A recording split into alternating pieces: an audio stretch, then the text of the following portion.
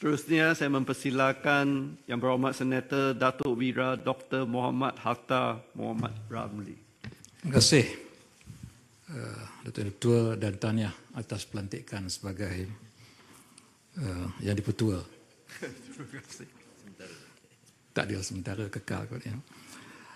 Sebagai orang yang pernah terlibat dalam siasatan ataupun membantu siasatan Suhakam, saya rasa peranan yang dimainkan oleh Suhakam memang tak dapat dinafikan dan telah berjaya merungkai dan membantu dalam usaha-usaha untuk membina dasar-dasar ataupun polisi yang baru dalam negara yang sealiran dengan tuntutan hak asasi manusia.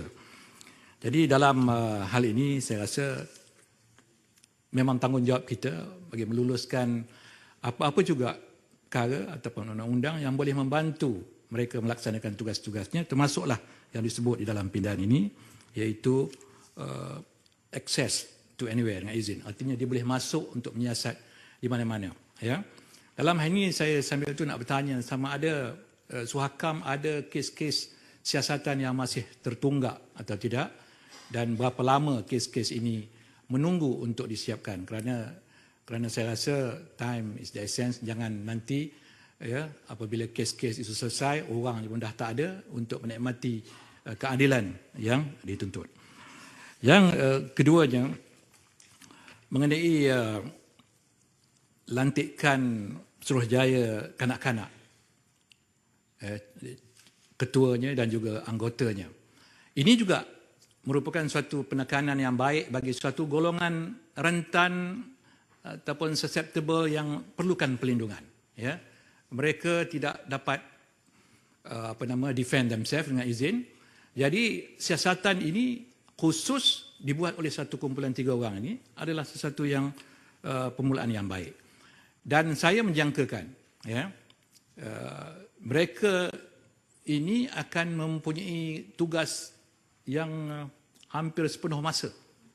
Ya, kerana kita melihat berbagai kes penganiayaan, ya, dinafikan hak untuk pendidikan contohnya, hak untuk penginapan, ya.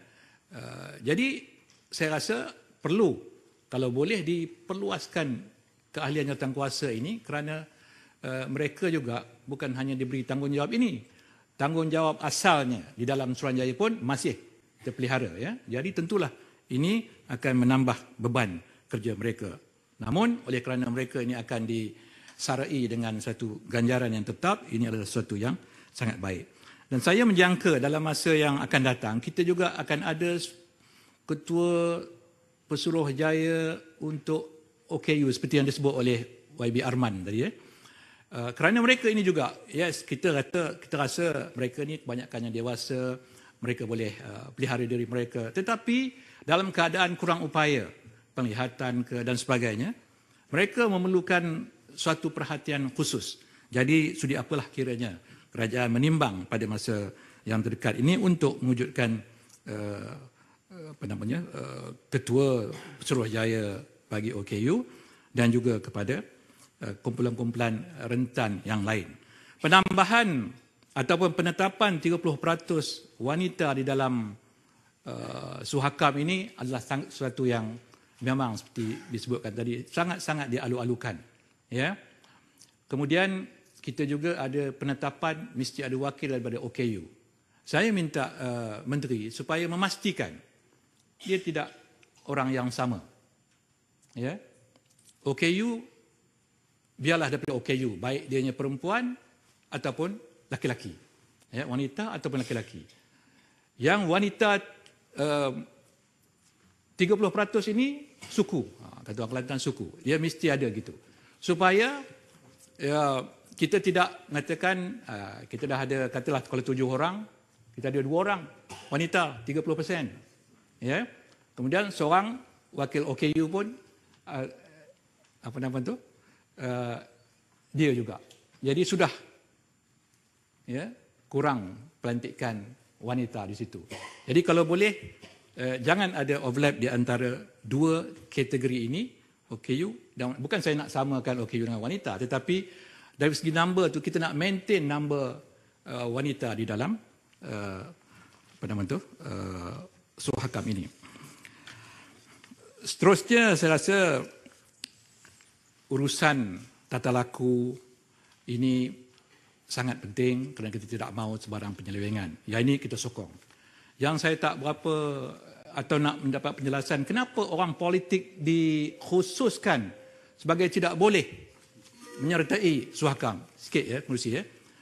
Kerana UMNO ada 3.5 juta orang. Ya. Keadilan ada 2 juta orang. Parti Amanah, saya tak nak sebutlah ya, ramai sangat ya. Setengah juta lah. Jadi ramai di antara kita dah terkecuali dan ramai juga ahli-ahli parti ni, setengah parti tu, anak-anak didaftar, anak-anak dia pun tak tahu dia ahli parti. Tiba-tiba bila nak jadi Suhakam dia korek-korek ahli parti rupanya. Parti Arman ya. Jadi apa specialnya orang politik ni maka dia di-highlightkan sebagai persona non grata di dalam Suhakam. Ya, jadi saya harap yang dia pertimbangkan. Kita ambil merit dia. Kalau dia memang pejuang hak asasi, tahu tugas dia ya, dalam PSM contoh, Parti Sosialis Malaysia. Ramai di antara mereka ni berjuang hak asasi, hak orang tak bertanah, kebun mereka dirampas, hilang kerja dan sebagainya. Tapi mereka tidak dilihat sebagai orang yang boleh duduk di dalam Suhakam. Tolong pertimbangkan kerana menjadi ahli politik ini kadang-kadang ada satu tuntutan juga pada kita kerana ianya peranan dalam negara. Oleh masa untuk yang betul saya sokong usul rancangan undang-undang ini. Terima kasih. Terima kasih kepada Ahli Berhormat. Seterusnya saya menjemput